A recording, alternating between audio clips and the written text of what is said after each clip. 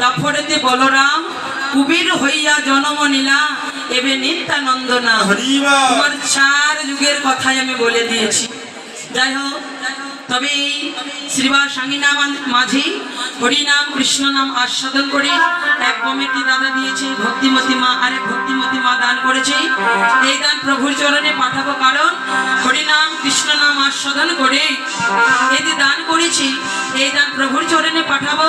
শেষের দিনে ভক্তদের যেদিন পানির কড়ি থাকবে না, সেদিন ভক্ত যেন পার হয়ে চলে যাবে।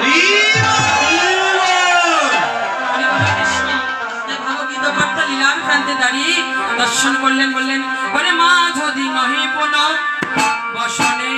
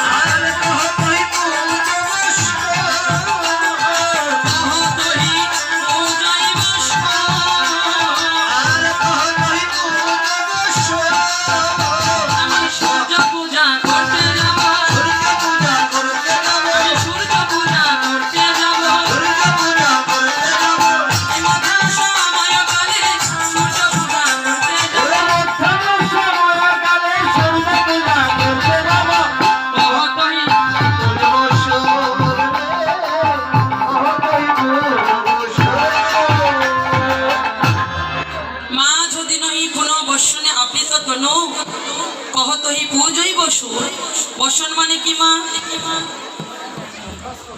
বস্ত্র, তাই না? তাহলে দেখুন, মা যদি নহি পুন বসনে আবৃত তনু, তনু মানে দেহ।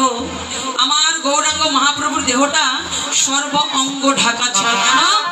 গৌর সেবা নিজেই, গৌর হয়ে ভগবানের পূজা ভগবান নিজেই করতে যাবে। তাহলে আমরা কি করি মা? মাথার ঘোমটাটা